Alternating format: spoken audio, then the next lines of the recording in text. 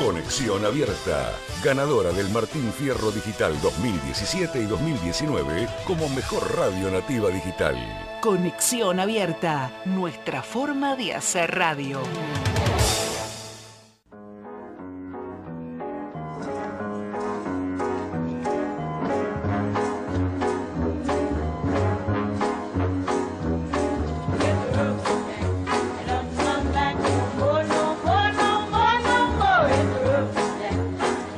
Llegó el viernes. Son las 10. Tenemos data. Compartimos la información que necesitas saber para cerrar bien la semana. Tenemos data, con la conducción de Isabel Vila y Norma Tarsi.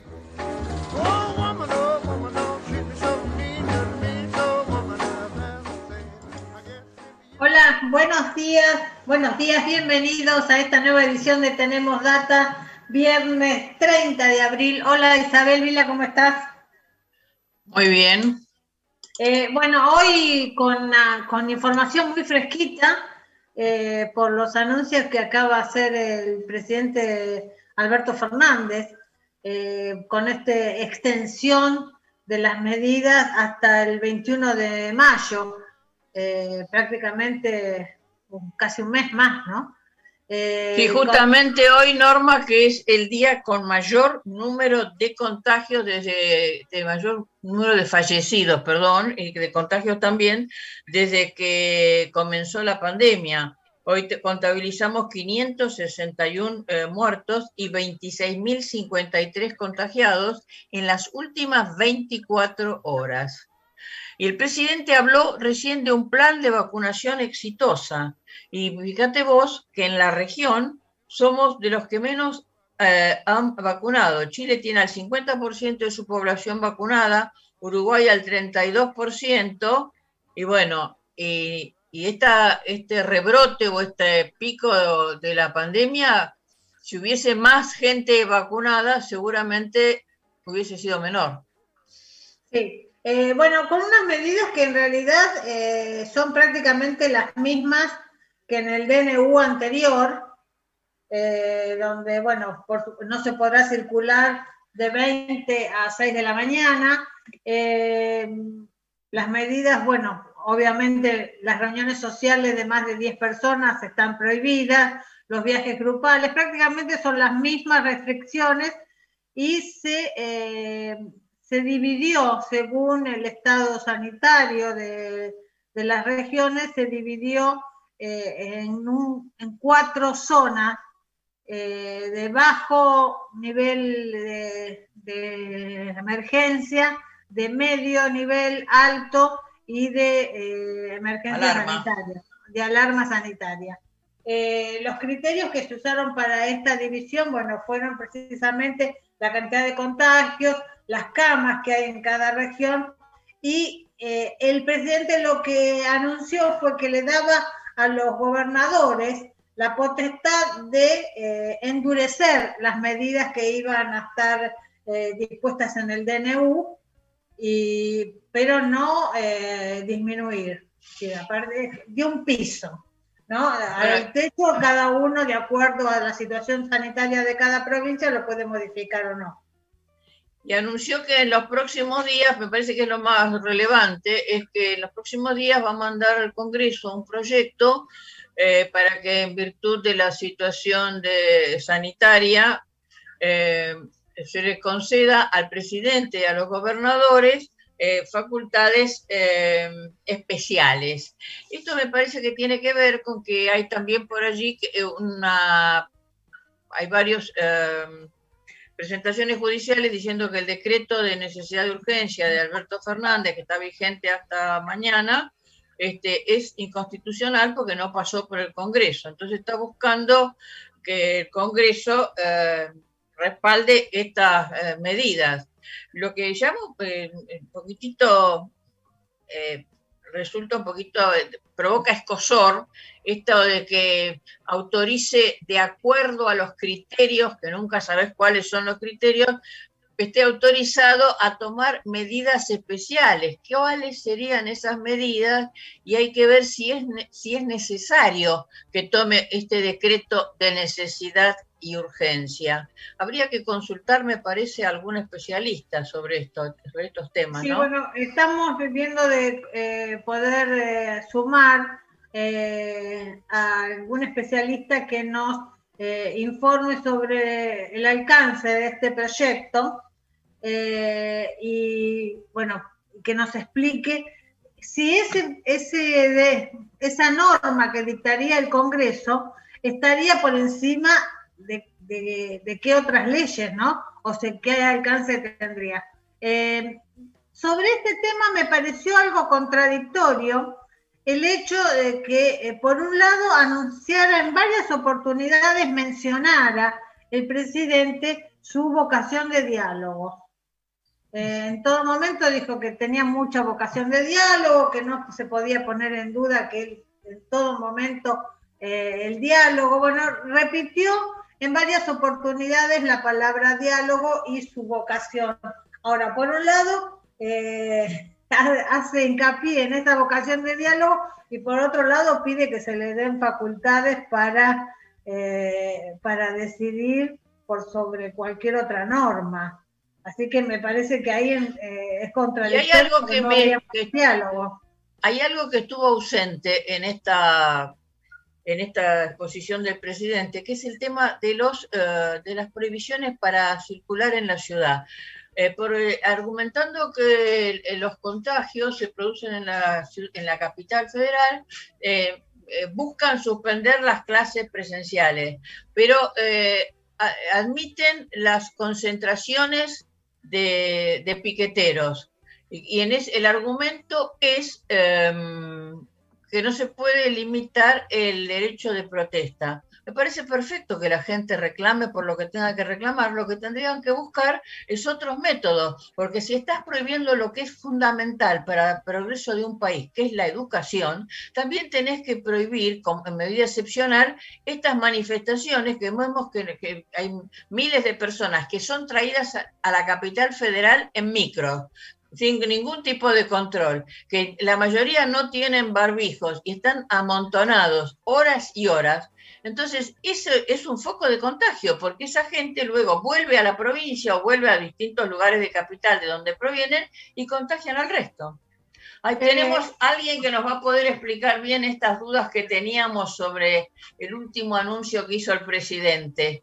Buen día, doctor Félix Lonegro, constitucionalista. Bueno, y precisamente necesitábamos una voz autorizada para que nos comente ese proyecto que va a presentar el presidente de la Nación pidiendo facultades extraordinarias. ¿Qué tal? Sí, ¿cómo le va? Buen día, ¿qué tal? ¿Cómo le va?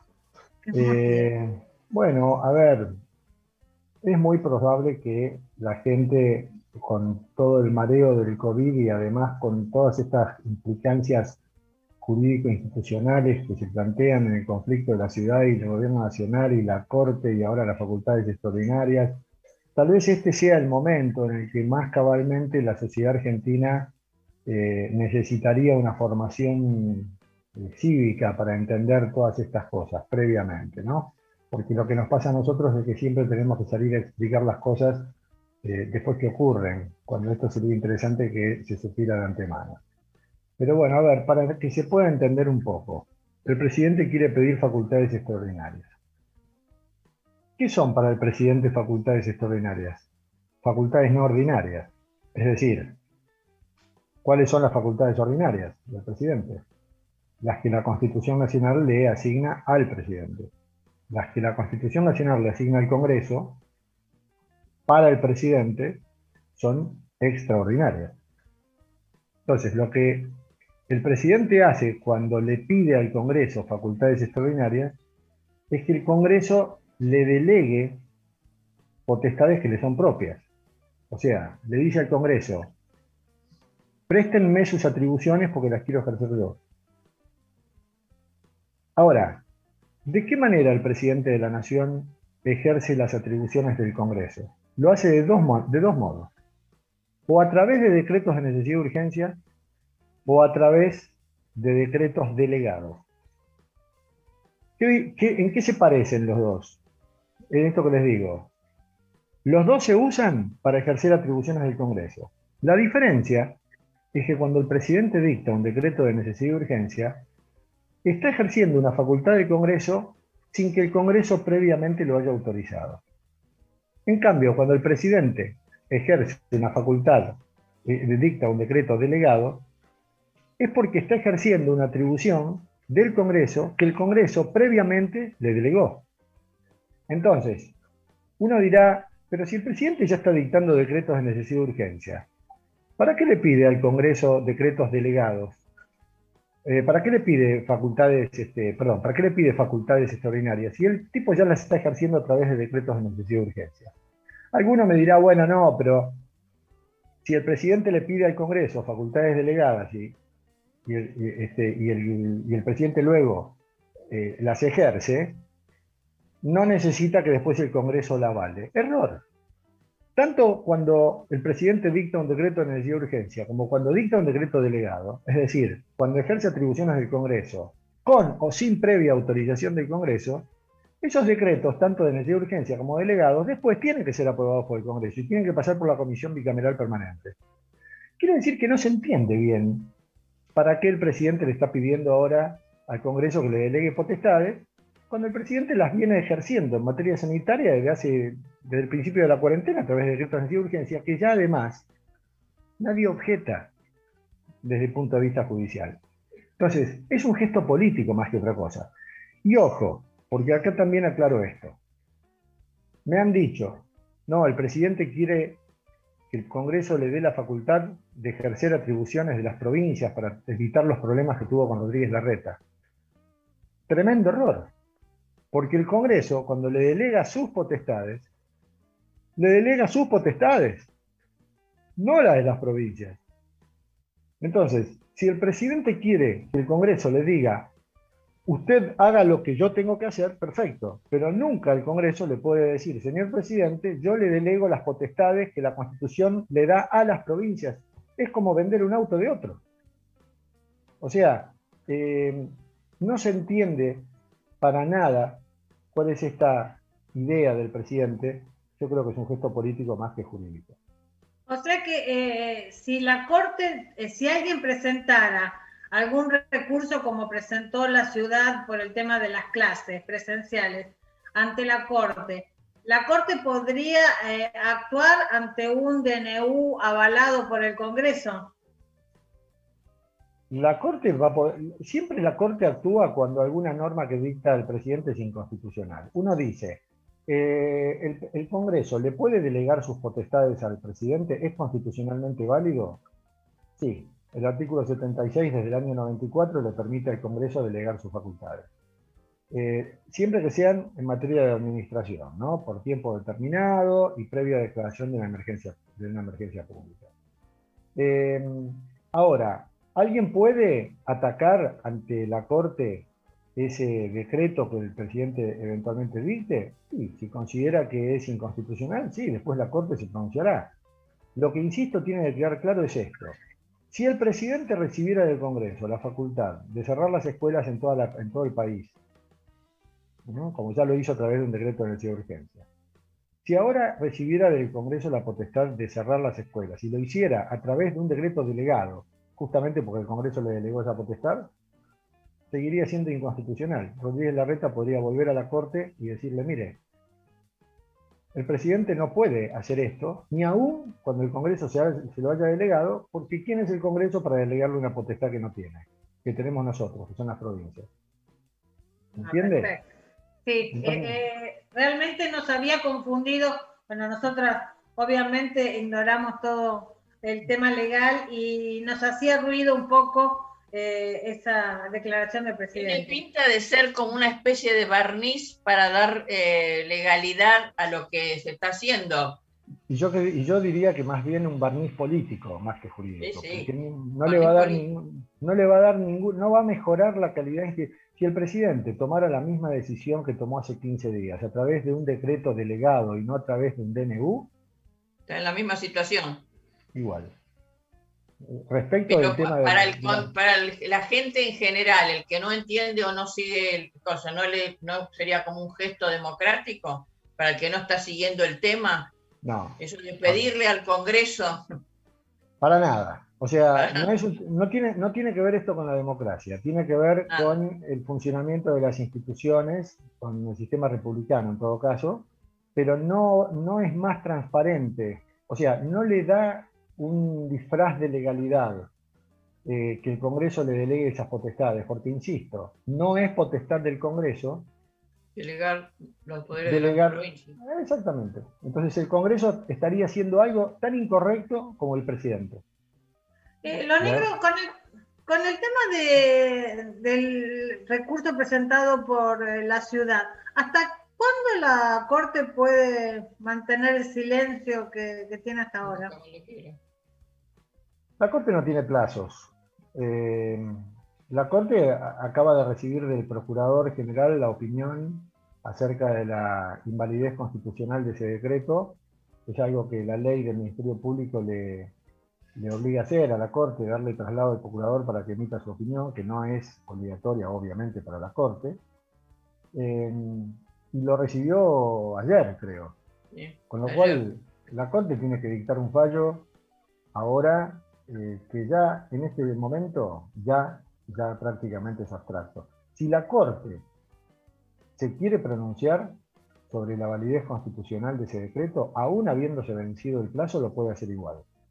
Porque la Corte puede llegar a decir, se venció el plazo, no tiene sentido que nos pronunciemos sobre un decreto que ya no rige, pero puede haber en esto un interés institucional en que nos pronunciemos porque esto puede volver a ocurrir. Entonces de pronto podría dictar una sentencia que sería un antecedente para un nuevo planteo judicial de un nuevo decreto. No importa que sea o delegado. Para este nuevo decreto que va a salir ahora, con el nuevo DNU, con las nuevas medidas, podría tener validez el fallo de la Corte. Podría tener validez como antecedente, pero habría que plantearlo de vuelta. ¿no? Plantearlo de nuevo. Claro, a ver, sería mucho más fácil porque está el antecedente. Pero la verdad es que si el presidente cree que va a cambiar las cosas o darle un manto de legalidad a esto, porque el Congreso previamente lo autorice, estamos en el mismo error. Porque lo que pasa es que tendrán que cambiar los argumentos del por qué sería inconstitucional. Acá ya hay que plantear la inconstitucionalidad de la delegación legislativa. No se puede delegar lo que no es propio. Yo no puedo vender el auto del vecino, yo no puedo alquilar un departamento que de otro. Acá pasa lo mismo. El Congreso no le puede decir al presidente usted haga lo que le corresponde a las provincias, porque las provincias le van a decir, perdón, ¿quiénes son los legisladores para meterse en esto? Doctor Lo Negro, muchísimas gracias. Sabemos que estaba muy apretado en sus tiempos y fue muy generoso en atendernos. No, por favor. Muchísimas gracias. Gracias.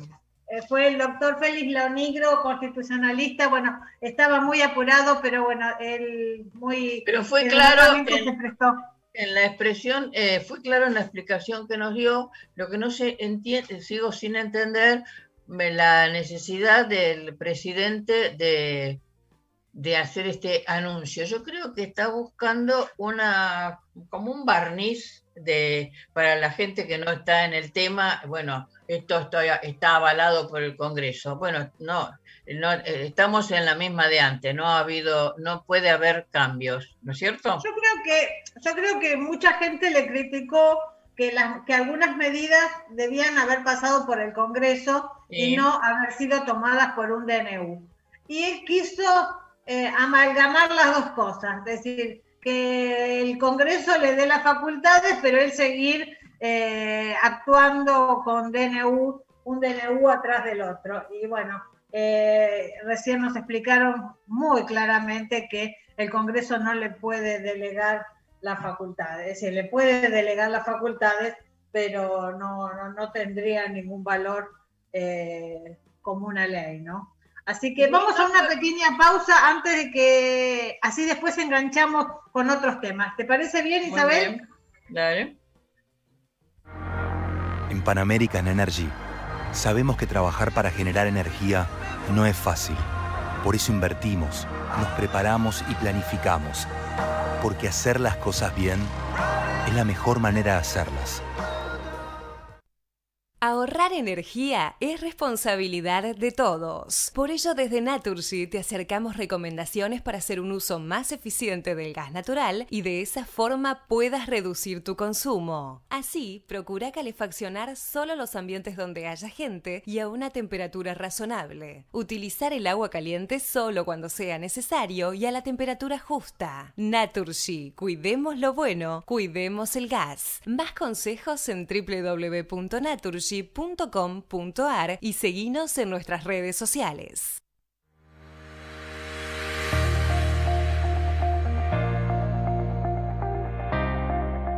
Cuatro Patas. Todo para las mascotas, alimentos, golosinas y accesorios. Paroicien 3705. Teléfono 4542-1936. Cava. Curupaití 1951, Villa Adelina. 4735-8819.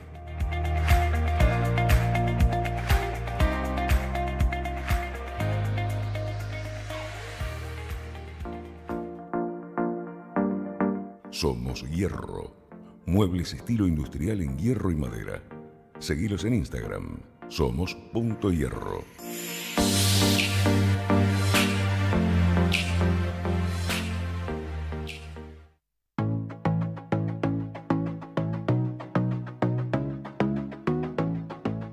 Try Gluten Free. Comida libre de gluten. Cosas ricas, aptas para celíacos. Pedidos por WhatsApp al más 54 911 37 83 20 51. Seguilos en Instagram y Facebook.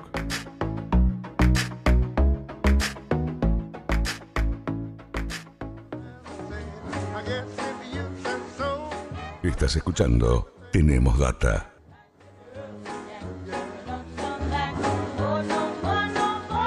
Tenemos un invitado que está con nosotros, que es Gustavo Levinson, que es el secretario general de la Asociación de Propietarios de Pizzerías y Casas de Empanada de la República Argentina, y que con el decreto anterior ya más o menos habían recibido casi un golpe de muerte, que me parece que con esta prolongación ya los termina de liquidar.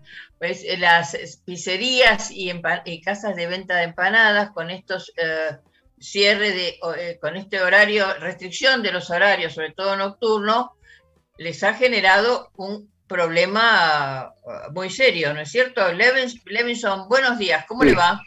Buenos días, sí, enorme. Ya las últimas restricciones, teníamos esperanzas en el discurso del presidente del día de hoy, si había habido un cambio, pero lamentablemente en nuestro caso y en la zona de la ciudad de Buenos Aires, de la AMBA, seguimos con las mismas restricciones. O sea, hay una suma de dos restricciones que son fundamentales para que nos permiten trabajar. Por un lado, el tema de la restricción total del salón. Ni siquiera nos dejan trabajar con el 30%. Eso implica que solamente los locales que tienen posibilidad de tener mesas en la vereda pueden trabajar. Pero ahora estamos disfrutando un pequeño veranito en estos días. Exactamente. El mismo presidente dijo en un momento: estamos a las puertas del invierno. Bueno, estamos a las puertas del invierno y nos dejás solamente trabajar en la vereda. Y solamente los locales que tienen acceso a la vereda. Y en todo caso, si me dejás trabajar en la vereda, ¿por qué restringís el horario hasta las 19? El presidente mismo también dijo que el virus no tiene horario. Entonces, el comercio de cercanía, que puede tener atención al público en vereda, ¿por qué restringir el horario hasta las 19? ¿Por qué restringir un salón con un 30% de aforo? ¿Cuál es el horario más en que ustedes concentran la mayor actividad? Medidas que ayudan a salir de esta emergencia sanitaria, encantados. Nosotros seríamos los primeros en decir que vale la pena cumplir, porque por supuesto está primero la salud pública, pero no son medidas que nosotros consideremos que ayudan a evitar los contagios. Son medidas que solamente ayudan, o sea, son medidas que solamente perjudican una actividad económica, que también trae perjuicios sanitarios a la larga. ¿Ustedes advierten que ha habido cierres de muchos locales? En 2020. ¿Me escucha? Levinson, ¿me escucha? Se nos congela la imagen. No te estoy escuchando bien. Ahora, a ver, intentemos. No. Le preguntaba si hay muchos locales que se han cerrado. Bueno, ya en el 2020 se cerraron entre un 10 y un 15%, con la baja de ventas que tuvimos en el 2020 con las elecciones del 2020. El 2021 nos agarra con mayores restricciones, con deudas ya asumidas, sin la posibilidad de las ayudas del Estado que tuvimos en el 2020 como la ATP. Nos agarra muy mal parados. Calculamos que en total esto se va a llevar puesto más del 25% de los comercios gastronómicos, tranquilamente. Hay locales que viven de la noche. Levinson, buenos días. ¿Qué pasa con los locales que trabajan en el microcentro y que trabajan casi exclusivamente con los empleados de la zona, con tanto trabajo remoto que se está haciendo actualmente? ¿Cerraron muchos locales? Son directamente inviables. Hoy son inviables. Vos ves esquinas de Buenos Aires, hermosas esquinas de los famosos Pizza Café, directamente cerradas. La zona de Tribunales, la zona de la Avenida Corrientes, hasta Puerto Madero, que tenía restaurantes que trabajaban fundamentalmente en la nocturnidad. No hay forma de sostener si vos no tenés el empleado público, el empleado de la oficina privada, tribunales, el turista que mantenía las zonas turísticas. No hay clientela. No son locales que pueden vivir del delivery, porque no son zonas donde haya gente en vida, de residencia. No hay gente que esté viviendo con vivienda permanente. Entonces el delivery en esas zonas, por más que lo tengas habilitado, no funciona. ¿Ustedes tienen un registro de los locales que cierran definitivamente? Tenemos, por supuesto, lo que hacemos son encuestas y nos vamos dando cuenta y vamos llevando un cierto pulso de los locales que están cerrando. No hay un registro oficial de los locales cerrados, pero sí, por supuesto, estamos constantemente llamando a los socios y estamos viendo que ya en el 2020 cerraron entre un 10 y un 15%, y hoy tenés gente que está hablando de entre un 10 o 15% más que va a terminar cerrando antes que termine este año o en los próximos meses. Además del ATP que les ayudaba a pagar los salarios, ¿tenían algún otro tipo de beneficio como reducción de algún tipo de impuesto para poder sobrellevar esa situación? A nivel nacional, fundamentalmente era el ATP y una moratoria que terminó en julio 2020. A nivel municipal teníamos una exención de ingresos brutos, fundamentalmente, que también ayudaba bastante. Todos estamos hablando de 2020. Este año no tienen nada de eso. Nada de eso. Solamente se mantiene el repro en el mejor de los casos, y para quien pueda ser apto para el repro, son 18.000 pesos por salario. Imagínate que nuestra actividad es mano de obra intensiva. Cualquier local gastronómico de las esquinas que estábamos hablando de Buenos Aires tiene entre 50 y 60 empleados. Y un promedio, una pizzería en total, considerando las de barrio, la más grande, las empleados. Somos mano de obra intensiva. Claro, y además, hace el Estado te da un cierre de un local, demasiadas familias que quedan sin trabajo. Más allá de lo dinámico que es la actividad, ¿no? Si el Estado te otorga 18.000 pesos por cada empleado, vos tenés que completar el resto del sueldo, y sin ingresos es imposible. Se entrecorta.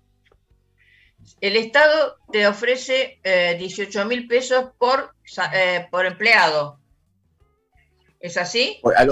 Sí, a lo sumo es un plan repro que tiene varias condiciones que cumplir. No todas las pizzerías lo pueden cumplir.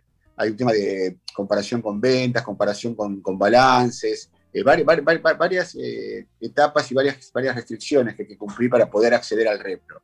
Y así todo, si accedes al repro, son 18.000 pesos, que el salario promedio estarán el 30% del salario, en el mejor de los casos. Y el resto lo tiene que completar. Del salario bruto. Vos además, el salario además del salario neto que vos abonás al trabajador, vos tenés cargas sociales, contribuciones patronales, aportes. Es muy difícil, y nuestra intención simplemente es mantener la fuente de trabajo. O sea, ya desde el 2020 resignamos lo que se podía llamar ganancia. Como asociación, ¿ustedes le están haciendo un pedido especial al gobierno? ¿Tienen conversaciones? ¿Están en negociaciones? ¿O todavía nada? Sí. No. Hay constantemente diálogo y constantemente solicitudes justamente del regreso del ATP a nivel nacional y la exención de ingresos brutos a nivel municipal. Son las dos principales requerimientos que hacemos, tanto a nivel municipal como nacional, y en ambos niveles tenemos diálogo. El diálogo no está cortado, es constante. Pero bueno, los funcionarios también tienen sus límites, o al menos nos explican que tienen límite para poder obtener lo que le pedimos. ¿Esperabas que en vez de 2 semanas fueran 3 semanas, que se siguiera extendiendo este plazo con restricciones? Uno siempre tiene la esperanza de que la cosa mejore y no que empeore, pero bueno, 3 semanas es demasiado tiempo. Si le sumamos a la semana anterior, completamos un mes, que es imposible mantener un negocio sin ventas, con los costos fijos que implica un local gastronómico. ¿Qué solución te parece que podría ser viable entre lo que está en la pandemia y la necesidad de cuidar la salud de la gente y la posibilidad de que los negocios de ustedes puedan subsistir? ¿A qué medida vos verías como intermediaria como para poder implementar? Desde el lado de la ayuda estatal, fundamentalmente la implementación nuevamente del ATP, que implicaba un 50% del salario. Ajá. También eso es fundamental. Ahora, desde el tema de vista de las restricciones de aforo, por ejemplo, nosotros estamos dispuestos a trabajar con un salón al 30%, eso es fundamental, sin restricción horaria, y por supuesto la vereda. O sea, es por lo menos recrear el escenario del 2020 en el que la mayoría de los locales, no todos, pero la mayoría de los locales pudimos sobrevivir, que ya era un escenario patético, pero bueno, estamos resignados, pero ya directamente es cortarnos toda posibilidad de trabajo, no tener el salón habilitado, no tener la posibilidad de vender de noche, ya es demasiado sin sentido, porque la verdad, como te decía al principio, apoyamos cualquier medida que sea de prevención de contagios. Por eso aceptamos un 30% de aforo, por eso aceptamos trabajar únicamente en la vereda. Por eso tomamos todas las medidas de distanciamiento social. Pero no una restricción así que nos impide directamente trabajar. Levinson, ¿ustedes tienen alguna medida legal como para poder pelear este tema de la posibilidad de trabajar en los locales durante más horas? Bueno, nosotros presentamos un recurso de amparo. Además de un recurso de amparo, venimos presentando protocolos desde el principio de la pandemia, cuando se decretó la cuarentena, desde marzo 2020, venimos siempre presentando sugerencias y protocolos, y de acuerdo a partir del último DNU presentamos un recurso de amparo, que todavía la justicia no se expidió, pero llega un momento que se vuelve abstracto porque ya vence, hasta que la justicia se expide, se vuelve abstracto porque vence. Ahora vuelve a aparecer un nuevo decreto, tenés que volver a presentarlo ante la justicia. Pero obviamente el camino no creo que sea la justicia, el camino es un consenso, ¿no? Sí, y la justicia que siempre camina bastante ambigua con sus tiempos como para no tener que... no tener que dar una opinión ni para un lado ni para el otro. Gustavo, esperemos que las negociaciones que están llevando adelante prosperen, que les otorguen algún beneficio para que esto pueda subsistir y las miles de trabajadores que dependen de estas pizzerías puedan seguir trabajando, y vamos a volver a comunicarnos contigo para ver cómo vas con esas negociaciones, y desde ya les deseamos que tengan suerte, que puedan lograr algo justamente para... Sí. ¿Qué me decías? No, te quería agradecer el interés y la preocupación por nuestro sector, y fundamentalmente por eso, por la fuente de trabajo de miles de familias. ¿Tenés idea de cuántas, perdóname que nos pisamos, con esto del Zoom nunca nos ponemos de acuerdo, ¿tenés idea de cuántas personas ocupa el sector? ¿O los negocios que están nucleados en Apice? ¿Tenés algún número? Aproximadamente las pizzerías en el país son 60.000 familias. Es una hay cosa, 6.000 pizzerías en el país. Hay 6.000 pizzerías en el país con un promedio de 10 empleados por pizzería.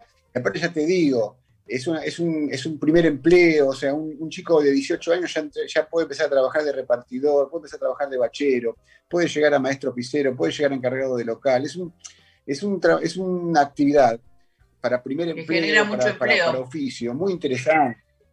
Tiene mucha movilidad social, claro, y aparte con un local de menos de 100 metros cuadrados, no necesariamente una gran inversión, vos podés dar mucha mano de obra, das mucho empleo. Bueno, nuevamente digo, que se castigue nuestra actividad. Quiero que las negociaciones avancen y que haya una mejora para que las pizzerías puedan seguir trabajando. Volvemos a llamarte en poquito tiempo para ver cómo van tus negociaciones. ¿Estás de acuerdo? Bueno, a disposición. Bueno. Sí, como no, estamos siempre a disposición. Bueno, muchísimas gracias. Fue Gustavo Levinson, el secretario general de APICE. 70.000 familias, Norma, es una cosa muy... es un sector generador de muchos empleos, ¿no es cierto? Y de empleo para gente justamente que tiene una preparación básica, por lo cual es un generador de empleo muy, muy importante. Sí. Vos sabés que, entre otras noticias, le tenemos que anunciar a nuestros oyentes que la ciudad está inscribiendo para la vacunación a los mayores de 60. ¿Te acordás que, bueno, hasta ahora eran los mayores de 65? Bueno, ahora está inscribiendo a los mayores de 60. Y hoy en la mañana Fernán Quiroz aclaró el tema de la vacuna AstraZeneca de Covishield que se fabrica en India, porque la gente que está vacunada con esa vacuna estaba preocupada porque, bueno, India no iba a exportar más vacunas por, bueno, la tragedia que está pasando por el país, ¿no? La van a utilizar para consumo interno. Entonces, bueno, hubo un gran revuelo y una gran preocupación por la gente que recibió esa vacuna. La primera dosis. Claro, por la segunda dosis, a ver qué pasaba. Bueno, Fernán Quiroz aclaró que iban a tener la segunda dosis, seguramente no fabricada en India, sino fabricada en otro país, pero que era la misma vacuna y que iban a poder tener la segunda dosis. Entonces llevó tranquilidad a la gente que realmente estaba muy preocupada porque dice, me di esta vacuna y ahora qué va a pasar, ¿no? Porque la vacuna fabricada en India, aclaramos que es la AstraZeneca, que es la misma que se fabrica en Oxford. Es decir, son distintos laboratorios, pero la vacuna es la misma. Entonces, evidentemente, se traerá de Oxford o de algún otro laboratorio que se esté fabricando esta variedad.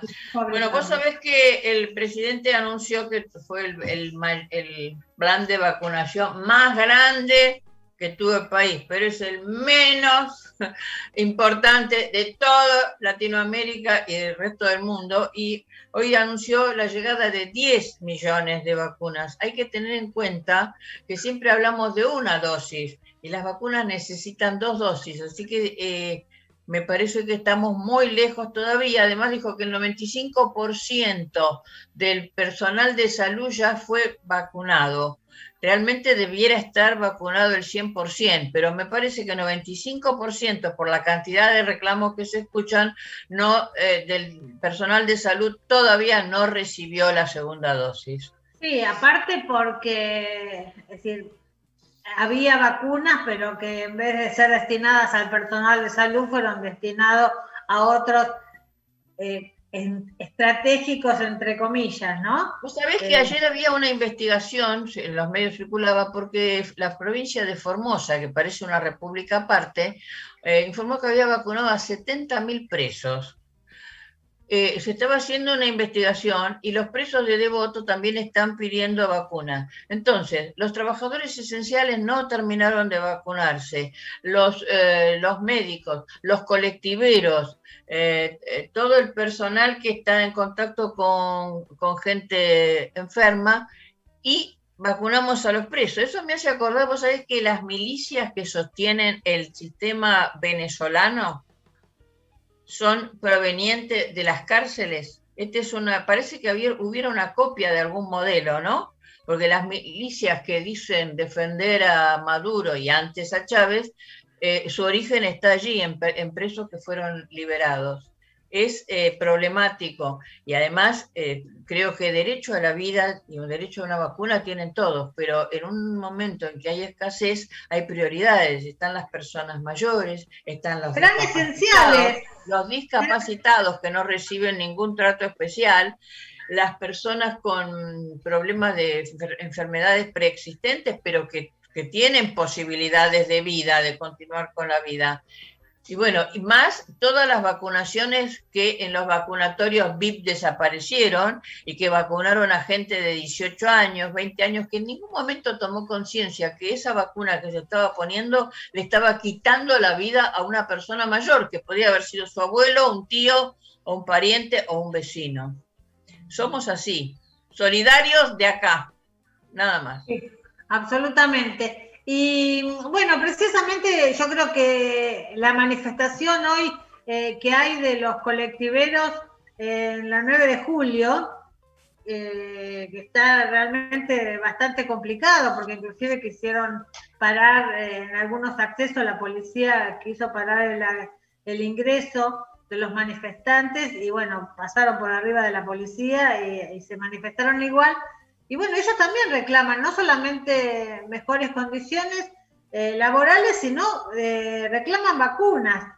Y tienen todo el derecho, porque ven que las vacunas están destinadas a determinados grupos que realmente no son esenciales, y ellos están todo el día en la calle, trabajando, tratando todo el día con gente, si bien tienen algunos medios, es decir, le ponen plástico para no estar en contacto, pero todo el día están con gente distinta y que hay circulación de virus en los medios de transporte, según dicen las autoridades sanitarias, es el lugar donde más se contagia, y a ellos no los vacunan, y vacunan a... No, y además la bronca que te debe generar que dos personas sanas, que no tenían la edad y que además mintieron, firmaron una declaración jurada diciendo que eran personal médico, como el señor Zanini, que es el procurador general de la Nación, y su esposa, esos dos ya ella debiera haber renunciado, o el presidente.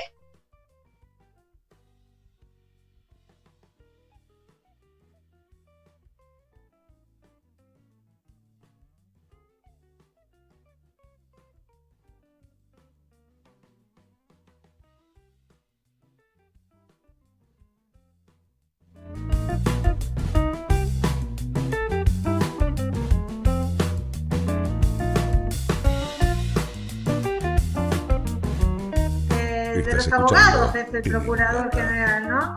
De la Nación.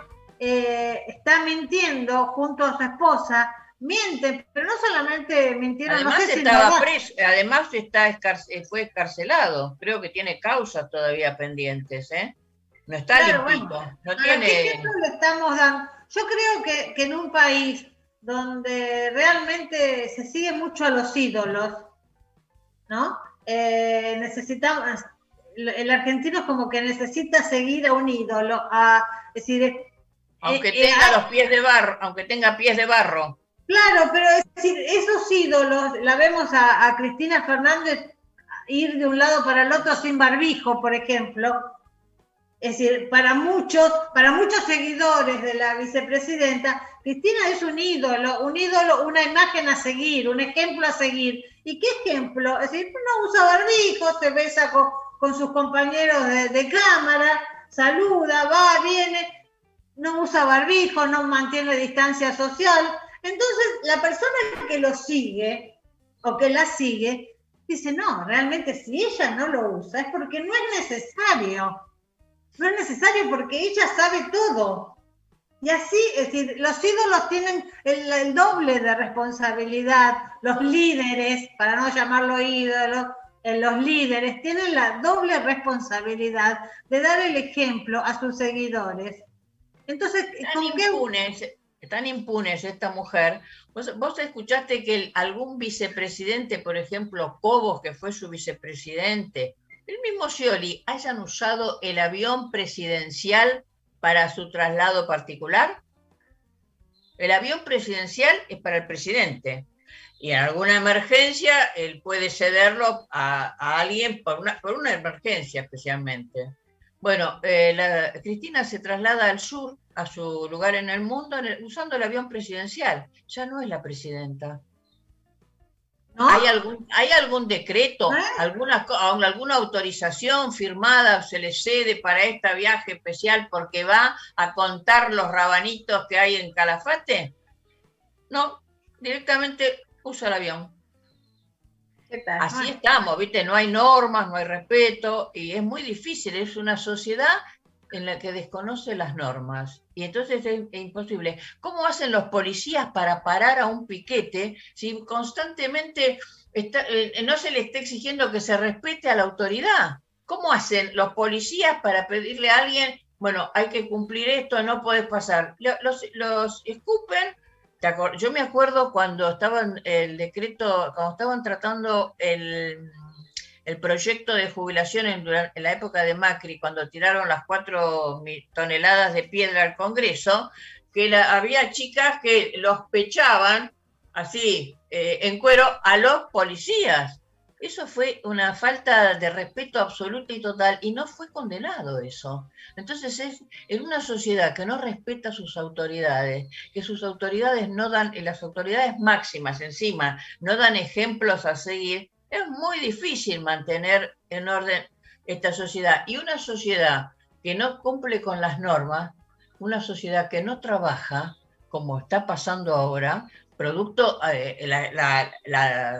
la consecuencia sería la pandemia, pero hace muchos años antes de la pandemia que hay mucha gente que no trabaja, desde funcionarios que viven del Estado, políticos que viven del Estado hace años y años, hasta los planeros, que en general son punteros, seguidores, gente que nunca busca trabajo.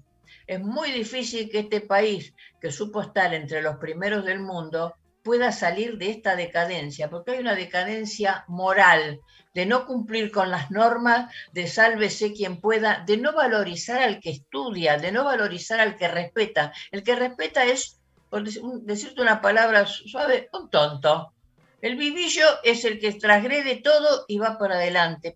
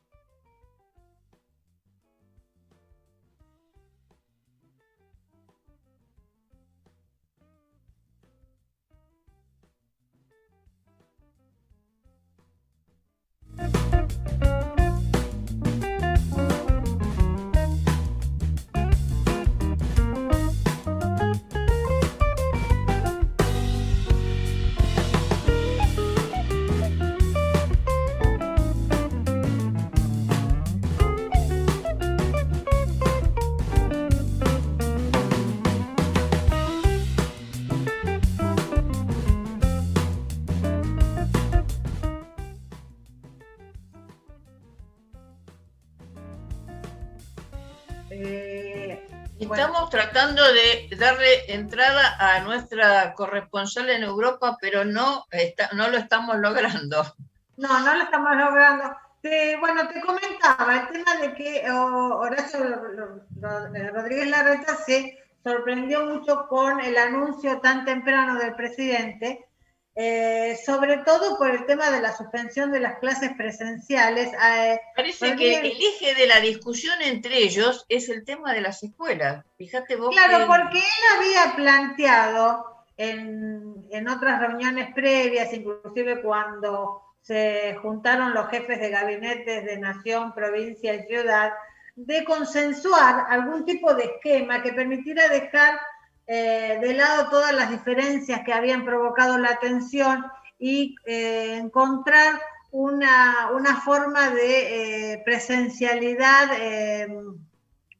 ordenada o administrada para los próximos 15 días, pero bueno, evidentemente se sorprendieron porque no sucedió, no solamente no pudieron consensuarlo, sino que, bueno, se enteraron con los anuncios.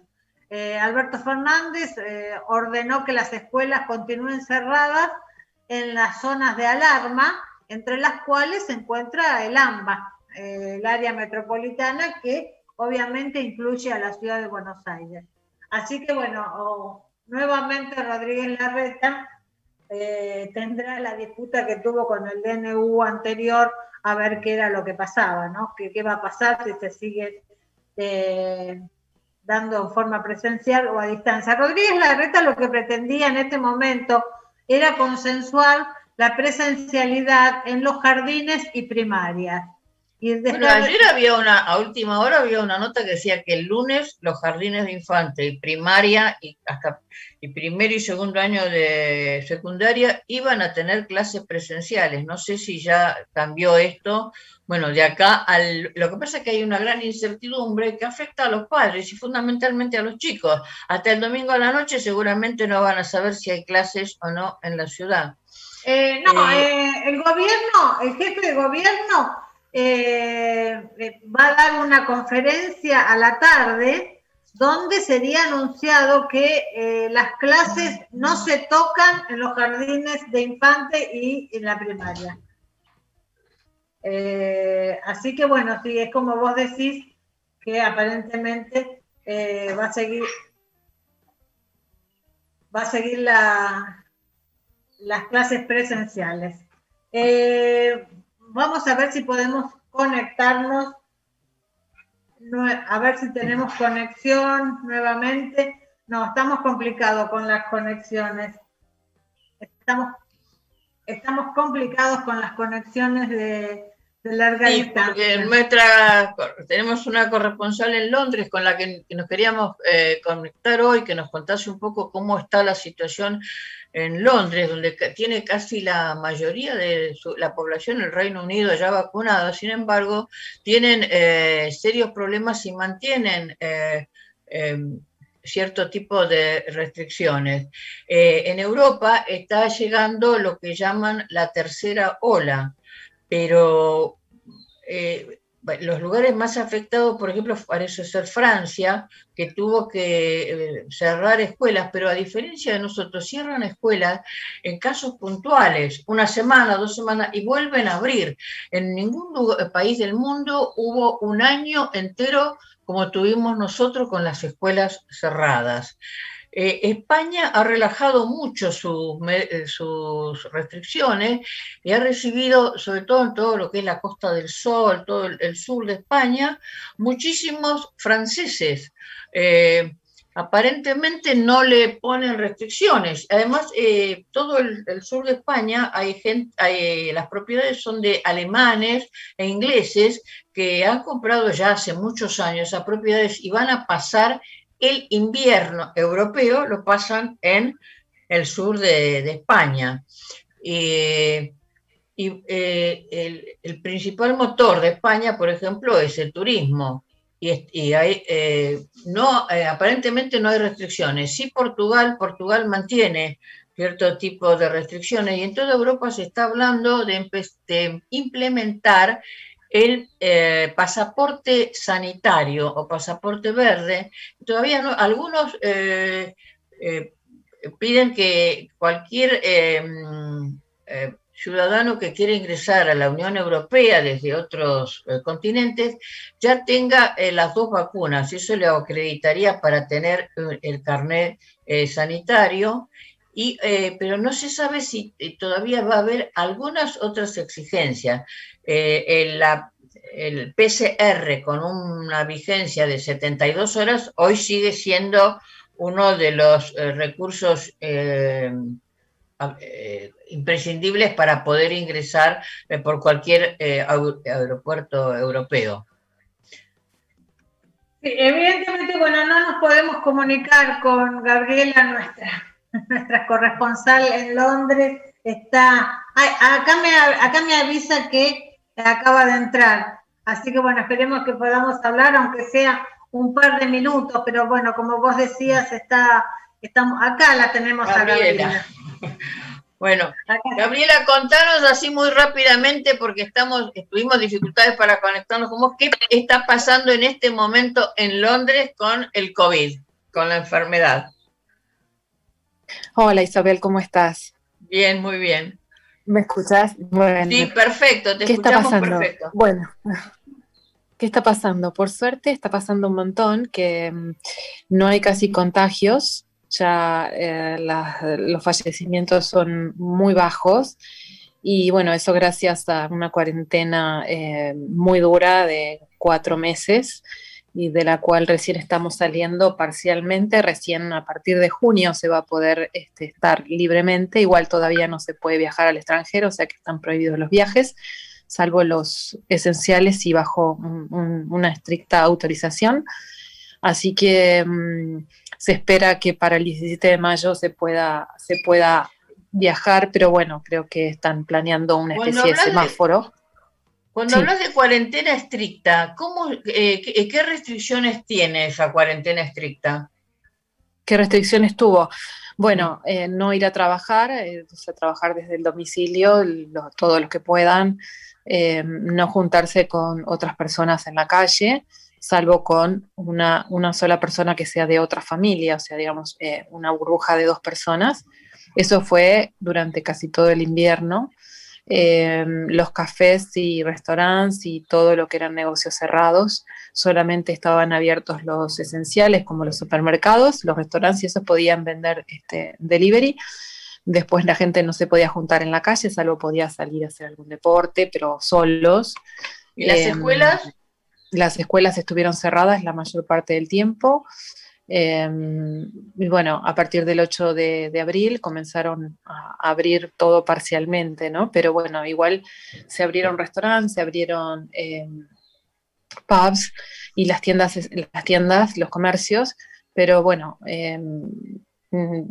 todo lo que es gastronomía tiene que ser en el exterior y no se pueden juntar más de 6 personas. Son grupos que no pasen las 6 personas. Y luego, bueno, nada, el tema de las mascarillas y todos los cuidados que exigen. Bueno, la gente ha dejado de andar casi en transporte público, están usando mucho el auto, lo que complica el tráfico. Y bueno, nada, estamos saliendo y después, bueno, la campaña de vacunación que fue muy, muy grande. Ya hay casi 34 millones de personas vacunadas con una primera dosis y 10 millones con una segunda dosis. Así que eso ha avanzado muchísimo, al margen de algunos problemas que hay con las vacunas, y eso ha sido una gran campaña y bueno, eso también. Pero no es la vacuna en sí lo que ha hecho que bajen los contagios, sino la cuarentena. De todas maneras, más allá de que... Sí, te escucho.